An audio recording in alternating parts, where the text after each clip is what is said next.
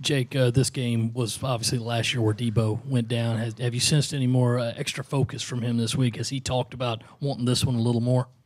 I mean, yeah, obviously, I think his big thing is just getting through the whole season. I mean, he's just ever since he's went down, it's been a different attitude. It's not really just this week. Ever since kind of that incident happened, you've seen a different side of him, one that really doesn't take football for granted anymore. I'm not saying he did before, but really just a different mindset about everything. He really cherishes just being out there with his team and playing hard. So he's not getting too wrapped up into that. Just he knows it's the next game that we got to play.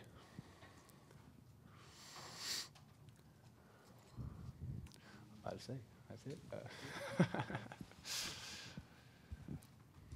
You didn't play in Lexington 2 years ago, but what do you remember about that atmosphere, that game, and going back there? Yeah, I mean, it's a great atmosphere. It was a really cool stadium, one that I always wanted to go play at. So it was a cool experience there. It's going to be a lot different being out there this year, but I just remember it being a great atmosphere, a lot of excited fans, and I'm sure it'll be electric Saturday night. Jake, I guess for you guys as an offense, you guys, of course, lit it up in the offensive line, established the line of scrimmage. At this point in the year, is it difficult to gain consistency from week to week? Is that the biggest thing for you guys now? Mm-hmm. Well, I think that's one of the most important things is establishing that consistency and finding a few different plays here and there that we're really good at and continuing to run those. It's still early in the year, so I think continuing to make strides here and there in different areas, but definitely find that consistency week in and week out of how we prepare and carrying that over to the game. Jake, being able to see the run game get going the way it did, I mean, how much does that help you and how much easier does it make it with the passing game? Yeah, it makes it a lot easier. It definitely keeps the defense on their toes, making them put more people in the box, opening up plays, area for our receivers to work and really get open. So the receivers did a great job of taking advantage of the one-on-one matchups they got on Saturday, and we were able to get the ball to them. Jake, what do you remember from last year's game against Kentucky, and what have you seen on film that Kentucky does well defensively? Mm-hmm. Yeah, last year we had opportunities to put the ball in the end zone and couldn't do it. I think the kind of the most obvious ones, the fourth down stop right there at the goal line, and that was a huge play by them. I mean, great execution by them on their part. So we got to find ways to just continue to run the ball. And but this year they're a great team, and that's the one thing we talked about this year.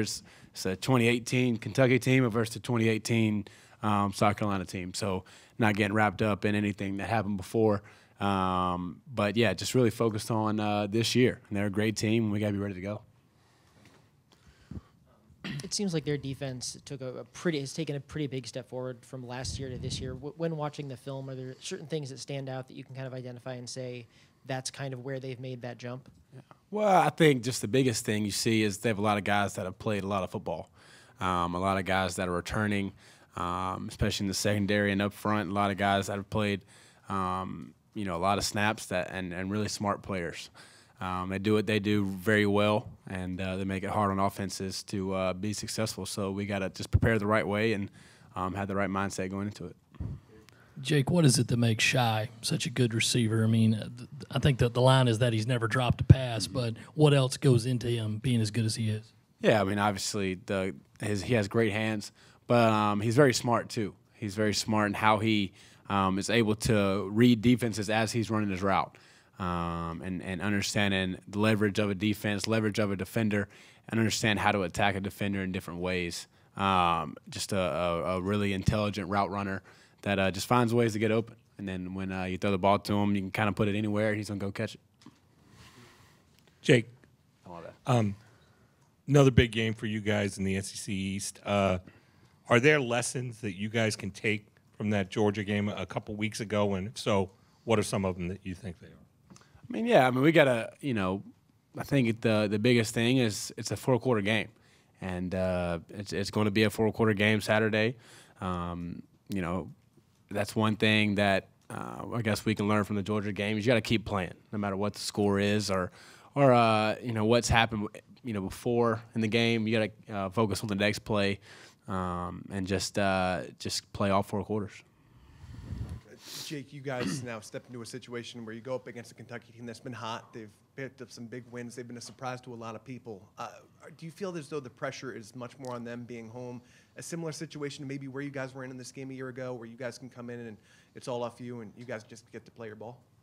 Yeah, I mean, I'm trying not to get too wrapped up into that. I'm sure they don't either. But yeah, I mean, it's, like I said, it's just the next game on the schedule, and it's going to be a hard-fought game against a really good Kentucky team that we got to go in there and play well. But yes, I mean, it's going to be a great game and it's really fun. The number of explosive plays you guys have hit so far, is it about what you expected, less, more? How has that shaped up in your mind?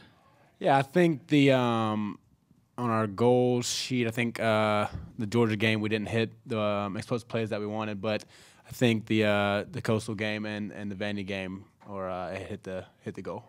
How big a difference do you see when you do and don't?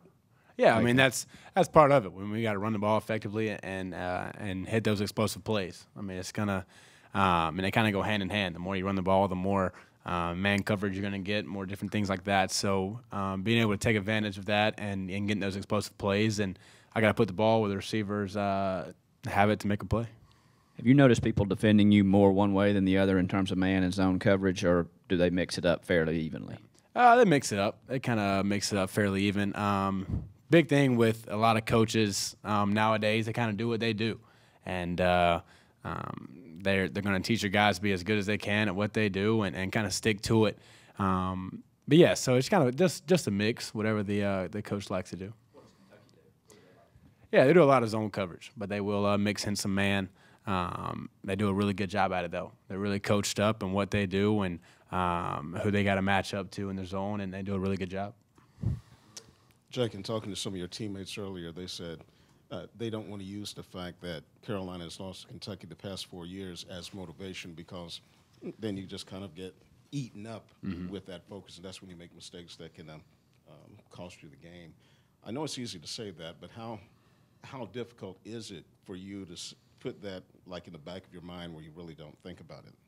Yeah, well, I think the important thing is just focus on us, and as much as you can, try not to look at anything outside of what's going on in our team, because we know that in-house that's not being talked about. So as long as you kind of keep your mind focused on what's going on in-house, you should be able to block it out fairly easy.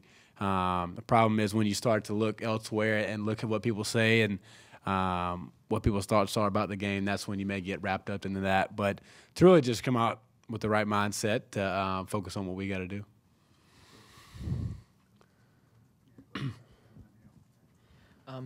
Javon earlier today said he doesn't like basically talking junk on the field, and he kind of discourages defensive players from doing the same thing. Have you kind of noticed that, and what does that kind of say about him as sort of a leader and his kind of role on this team?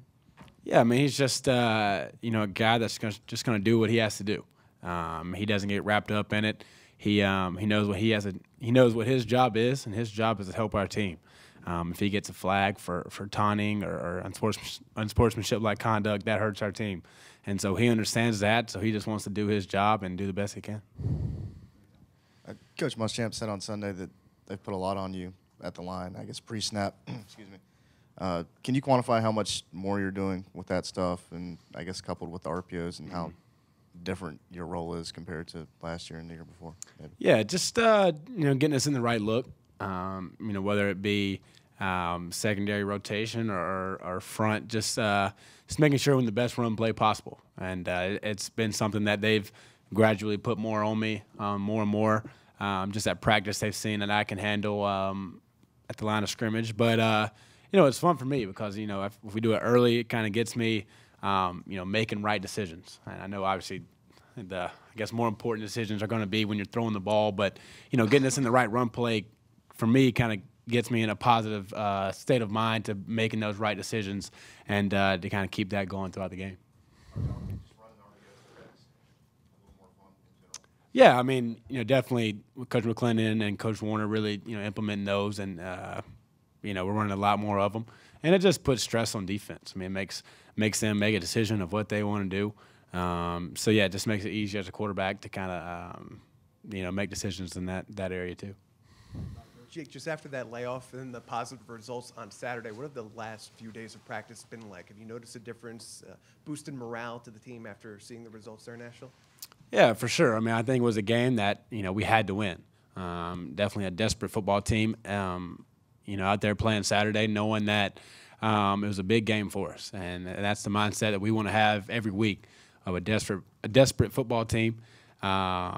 But just one thing right quick, it was awesome to see our fans there and to really see how they stayed. And, even when the game was kicked off, there was more garnet and black in the stands. And even after the delay, to see them come out and just hearing the Gamecock chant throughout the whole stadium was really awesome. And, that's why we play. And that's for them. And, it was just awesome to see them. I know all the guys were appreciative. But, yeah, definitely a boosted morale for our team. Just really excited about, getting the next step of the season going. Jake, given that Kentucky's such a run-heavy offense, does it kind of put more emphasis on you guys offensively in order to execute and score points when you guys have opportunities? I mean, yeah, for sure. I mean, anytime that, you get a team where they're going to, they want to control time of possession, you got to make the most out of your opportunities when you have the ball. But I think we just got to focus on what we got to do. If you get too wrapped up into that, you start pressing maybe too much and thinking you have to make a play instead of just relying on what you've been taught and relying on your team. So, yeah, I mean, just kind of, doing what we have to do and not getting too wrapped up into that, probably the way we got to go.